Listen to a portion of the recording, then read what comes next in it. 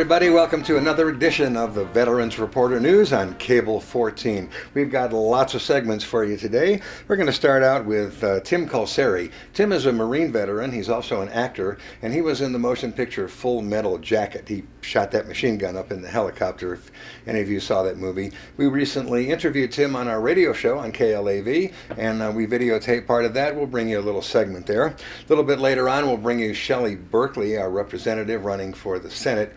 She talked with us about earmarks and about money for building the Veterans Hospital out in North Las Vegas. It's going to be partially open in August, so we'll bring you that piece.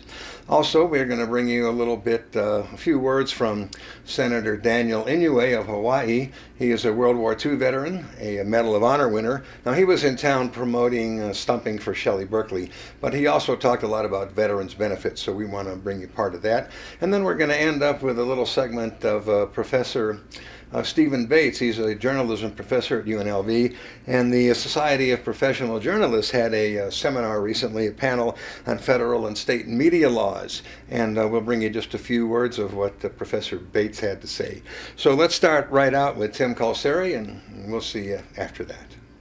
Hey, Roy Orbison, and of course that was not the hit version, that was a live version that Roy did, but still sounded great. And you know, Tim, we have Tim Couceri here, and Tim, the reason we played that song called In Dreams, or Dream Baby, because trying to get into movies, everybody's got the dream to come to Hollywood, right, and be in the movies. So what's, how did you get to Hollywood? How did I get to Hollywood? Actually, I got to Hollywood as an airline flight attendant for Braniff Airlines. Did you know that? No, I didn't know. I don't know too much about your background, really. Yeah, I got there as a flight attendant. I was flying Hong Kong, Singapore, Seoul, and Guam. I had no desire to be an actor whatsoever at the time. Okay. A friend of mine from college was taking acting lessons, and he said, "You ever thought about being an actor?" I said, "Nope, I'm not that type of person. I'm not into that." And he kind of coaxed me into coming down to his acting class. And okay. 7 times I said I would go, and 7 times I made an excuse, and I had no more excuses. This was in L.A.? L.A. Okay. In fact, his name was Lance Lindsay, and his mother was June Lockhart from Lost in Space. Okay, I remember It was called her. The Performers, was the name of the studio. And I walked in there and watched a couple of performances, and I said, I can do that. And I've been doing it ever since. And how about Lance? Did he stay in the industry? Yeah, he's been teaching for a long time. You know, what's interesting about it is they actually made us bring music after we did our acting and sing. I said, nope, I don't sing. One time I sang in the shower and the water went off. I'm not very good. Yeah. He kind of laughed and, you know.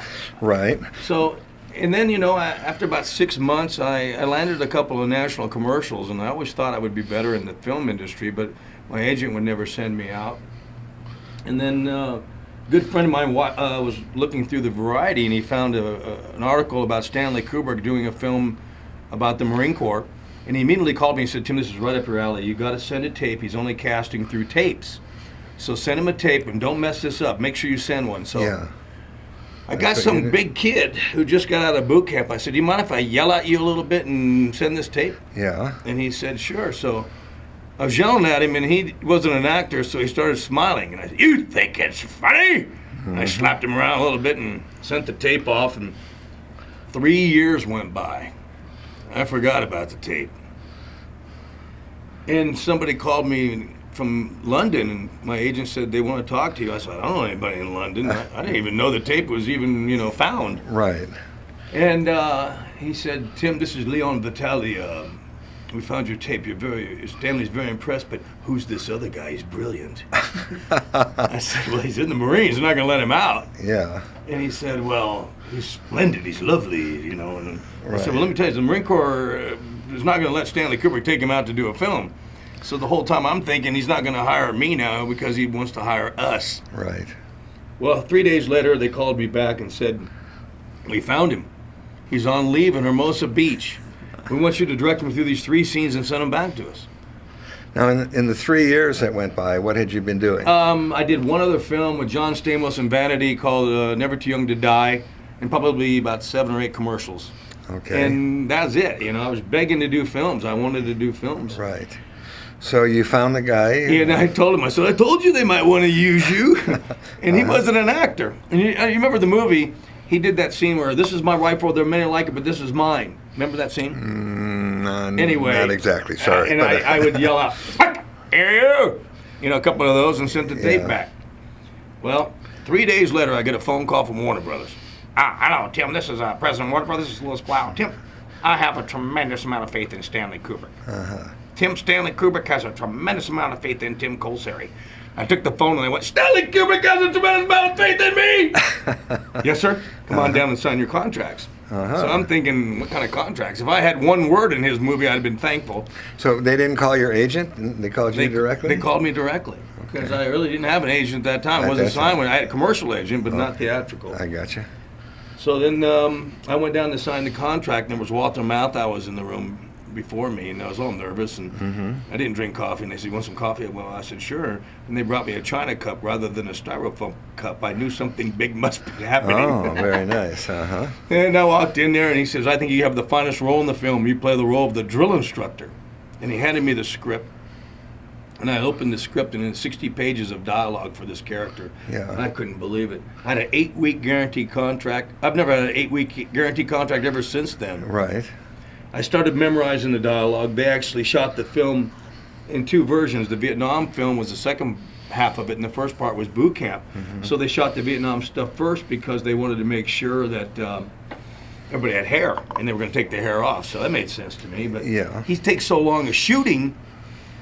But I went down to San Diego to see if I needed to go to DI school, that I needed to have the right voice. They said, no, your voice is fine. And I finally flew over to London, is where they shot the film. 8-degree weather, a Vietnam film. I don't know why, but I got there and there was some guy holding my name, like when I used to see as a flight attendant. I go, that's me. Right. And he said, sign here, I'm your driver. He gave me a pager, and the pager went off, said, learn pages 1 through 28. By tomorrow morning, driver will pick you up at 7. Okay. So I went to the hotel and I started memorizing dialogue. My name is Gunnery Sergeant Hartman. I am your senior drill instructor. From now on, you'll speak only when spoken to, and the first and last word in the mouth will be, sir, you maggots understand me? I can't hear you. Sound off like you got a pair. If you ladies leave my island, if you survive recruit training, you'll be a weapon. You'll be a minister of death, ready for war. Until that day, you are pukes. You are scumbags. You are the lowest form of life on earth. You people are not even human. You're just a lot of little pieces of amphibian. You know, can I swear? No, that's the word. Right. So you can see I had to memorize that, and so you did that, but I guess things got turned around. Oh, they got turned around. So the technical advisor, Lee Ermey, who ended up playing that role, I was a Marine, so I knew how to march, but I didn't know how to give the preparatory command of what foot they hit it on. It took me 15 minutes, but that was his job to teach me. And I worked on this for 3 or 4 months in London. And they finally handed me the script, and they say, you shoot tomorrow. So I finally thought, great, I've been here 3 months, I'm going to shoot the scene. Yeah. And this was the dialogue. It wasn't in Full Metal Jacket, I'd never shot it, but it was the very first page of the script. And this is what I had to say. You're about to receive your first Marine Corps recruit haircut. You'll be shaved completely bald if you have a mole, a bump, a scar, or anything else protruding from your head. And by protruding, I mean anything else sticking out of your head. The minute you sit down in that chair, place your finger in whatever is in your head and let the barber know by saying, sir, Private has a mole on his head. Do you understand? I can't hear you. That never was in the movie. Okay. But I had to memorize that, and I spent 12 hours in a room. Okay. And he said, I'm glad you can memorize because it took Scatman Crothers 122 takes in The Shining. Scatman Crothers being an old-time actor and R&B singer. I knew Scatman well. He made several records that are classic records. Is that right? Yeah, R&B type records. I didn't even know that. And but he was also in a lot of TV shows. He was in some Twilight Zone. That's right. And all kinds of shows like that. But so it's interesting you pull his name out of a hat. Yeah, well, that one came to me because that's what he told me. He said, Stanley wants to make sure you know your dialogue. So I thought I was shooting the next day, and then something else happened. And then my voice kind of went, and they sent me to a doctor, and I came back, and it was a Sunday where I was off, and they were shooting Aliens at that time also. James Cameron. The movie Aliens, and Michael Biehn, who played in Aliens, and also he played Johnny Ringo in Tombstone. Okay. Great actor. He's been my best friend ever since. He was with me. We were watching football in London, and they would say, this is holding. You know, they were teaching you what football was about. And, yes. I heard a knock at the door, and I looked through the peephole, and one of the things as a teacher, I always tell you, when you see bad news, it comes out of the eyes before it comes out of the mouth. I saw death on his face. I said, is he taking my role away? He said, Tim, read the letter. Is he taking my role away? Read the letter. I opened the letter up, and the first line was, "Dear Tim, after painful odd deliberation, I decided to use Lee Ermey to play Sergeant Hartman. Okay. I have 2 starting quarterbacks. I can only choose one. I'm simply doing this simply because he was a real Marine drill instructor for 8 years, and he might be more interesting in the role. The work to be done has been excellent. I don't know if you'd like to stay on and play the helicopter door gunner, which is a very powerful role and a very powerful scene. Sincerely, Stanley Kubrick." Hello, everyone. Chuck Ann Baker back with you, and we're going to go right into a little interview we did recently with Representative Shelly Berkley. She's explaining earmarks and money for the new VA hospital. So let's roll that tape, please. What I was asking was, and I've mentioned this to you in the past, I just had difficulty with the term earmark for the hospital example. They needed money to build a hospital. So why is that a negative quote, earmark, close quote? I mean, what's the difference between an earmark and between a budgetary item? The difference was this was a one-shot item, and that's what an earmark, you earmark it, you direct it to a specific project, and hence the term earmark. Okay. So, but unfortunately, our friends on the other side of the aisle have turned this into a dirty word. Right. But for a small state like Nevada, and I think the VA hospital is the perfect example of how helpful. We're not talking about a bridge to nowhere. We're talking about a VA hospital that's going to ultimately help thousands and thousands, tens of thousands of our veterans who now have very limited access to health care in this state because of the limited hospital access to hospitals, right. VA clinics.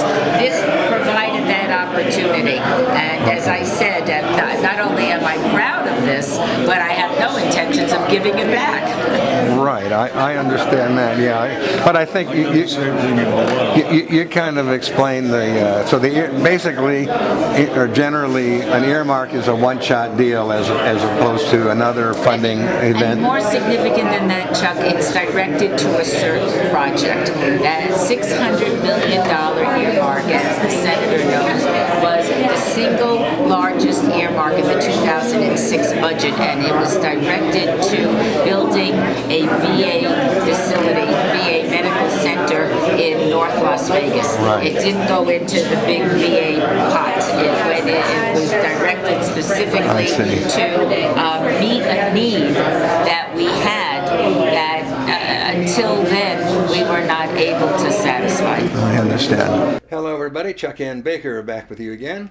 We're going to bring you a few minutes of a speech that was given here in Las Vegas by Senator Daniel Inouye. He is a Hawaii senator, World War II vet, Medal of Honor, disabled vet, fighting very hard for veterans' benefits here in the Senate and stumping the country, working very hard for veterans' issues. So let's roll that tape, please. Aloha.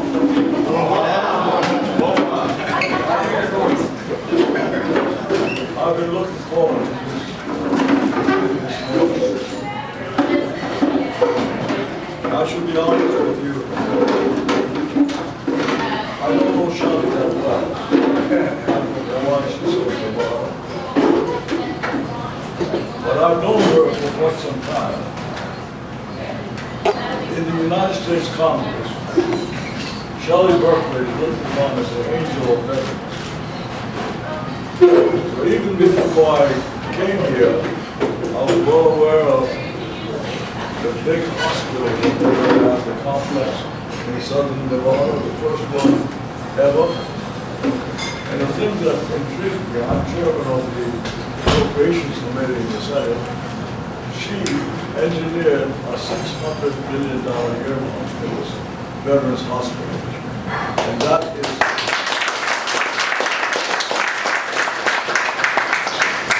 big time, believe me. She has been working on projects that I hate to say this, but many members of Congress have forgotten. Let me just remind some of the old timers here. When I got to the Congress in 1959, 95 of the 100 members of the Senate had put on the uniform. 95. Of that 95, 55 had seen combat. Today, There are 15 members of the Senate who have put on the uniform and 4 who have seen combat. I'm not suggesting that if you don't put on the uniform, you're not patriotic. You are. But if you have the uniform on, you will understand the problem. For example, I tell my friends, I was in a good war, World War II. Not like Iraq, Afghanistan. You have stress disorder. I'll let you in some of my experiences in World War II. Number one, we have no home leave. In Iraq, can you imagine? They fight for 6 months, and they go home for 6 months. And then just before you leave for another deployment, your son comes up to you and says, Daddy, don't go. Just think about that. And your wife tells you, can't you stay home? It's not an easy thing.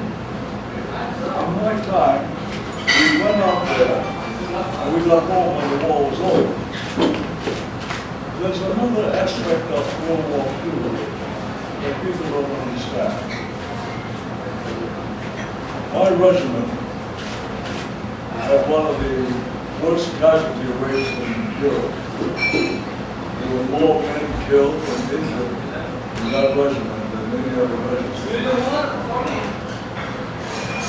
For example, when I got my final wound, which was 2 days before ceasefire, it took 9 hours to evacuate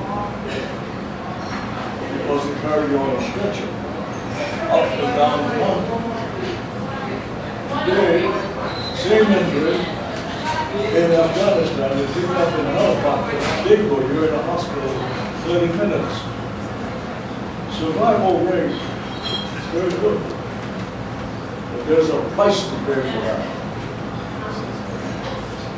In the regiment I served with, there were no double amputees.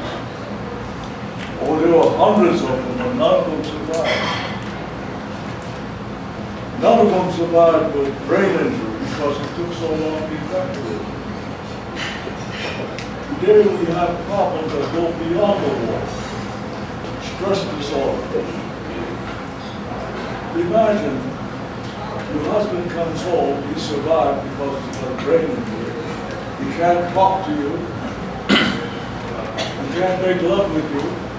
All he does is look up at the ceiling.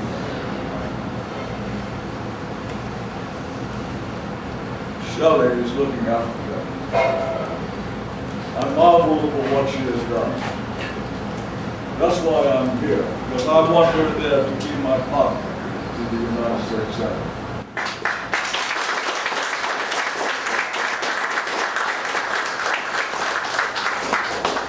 As far as I'm concerned, any man, any woman who's willing to put herself or himself in harm's way in my behalf will get anything they want. They deserve it. They're willing to give up their lives. They're willing to give up their limbs to protect me. The least I can do is to make certain they get the best. They are not getting the best at this moment. Welcome back to the Veterans Reporter News. We're going to bring you a little film clip that we shot of Professor Stephen Bates, associate professor over at UNLV School of Journalism. He had a few words to say about the federal and state media laws, First Amendment, things that that our soldiers and men and women are fighting for our freedoms, and those are some of the freedoms in the Bill of Rights and things of that nature. So let's go right into Professor Bates. The first one is about a political candidate, but the second one is about a government official, a government action. Political speech has traditionally been at the very pinnacle of First Amendment coverage, and so this is a little troubling. Second, and sort of a larger point that I'm sure will come to throughout the morning, is online postings with regard to both libel and privacy. I see this with students. I ask them, how many people in here have ever stolen a CD from a store? And maybe they're not totally candid, but nobody ever raises a hand. Then I say, how many people have downloaded or copied music illegally? All the hands go up. Everybody does it. I guess because it's so legal, so easy. It's not so legal. So easy that people don't think twice about it. Posting online is the same way. It's so easy you don't think twice. Blogging, commenting on somebody else's stuff, especially anonymously, you feel super protected then, and you're not necessarily. Cyberbullying victims in the last few weeks have increasingly been suing for libel where the schools aren't protecting them. Just 2 weeks ago, a jury in Texas awarded $13.8 million against online writers who had anonymously been saying terrible things about the other people. A federal court in Texas in 2010 said that just linking to a defamatory post was republishing, and it could be libelous. So just linking to something might be committing libel. So those are a couple areas in which I see bigger challenges. There is a sort of larger meta story here too, I think, which is that journalists for a number of years have had it pretty good. The First Amendment coverage was pretty generous, and that was in substantial part because journalists were pretty responsible. There were exceptions. Sports Illustrated a few years ago ran a photo of a high school, I think, team. It basically said some of these boys were molested. We're not going to tell you which ones. They didn't tell you names, but they had the faces. They said 5 of these kids were molested. That wasn't super responsible and didn't go well for Sports Illustrated. But that's pretty rare. On the whole, the institutional mainstream press was pretty good. Now, the institutional mainstream press doesn't own the megaphone exclusively anymore.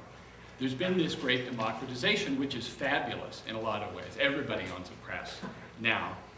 But there's a downside, and there's some risks with regard to privacy and libel. Online anonymous comments, libelous or invasion of privacy. Facebook, people not thinking twice about what they're posting. The Tyler Clementi case, of course, so easy to put something up online, who thinks twice about it. Jessica Cutler, a few years ago in DC, had a very blabby blog about a guy she was dating, and Gawker linked to it, and it became a huge scandal, and people identified him, and it was these really personal things about his sex life that went viral and tarnished his career. He's now a law professor, and whenever students Google his name, there it is, his whole sex life. So those are individuals who may not be totally responsible. There are also organizations, corporations. Gawker, TMZ are changing the boundaries of journalism, as well as a company, it's worth looking at if you haven't looked at it, whosarrested.com. It just takes arrest records from a bunch of jurisdictions, puts them online. If you want to see who's been arrested in your city, you can look at them. They haven't been charged, they haven't been convicted, they've been arrested, and the website makes a point of saying that. It also has a link, are you the arrestee? Click here. And then it says, for $99, we'll take your name off this website. It's a great, money-making activity.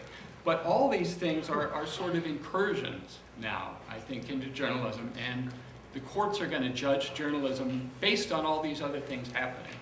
The American Legion honors our newest generation of warriors and veterans. Please join us in supporting and recognizing their unique contributions and needs. Go to legion.org/honor veterans to find out more.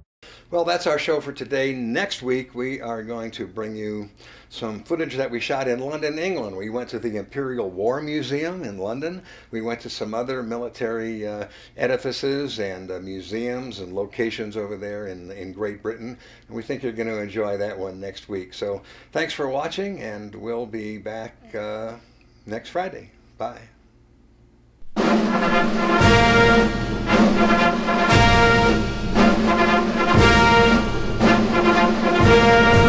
Hey everybody. everybody, when you're listening to the radio, make sure you're listening to the Veterans Reporter Radio Show every Thursday night from 8 to 9 p.m. on KLAV. That's 1230 on the AM dial. It's the Veterans Reporter Radio Show with me, Chuck N. Baker.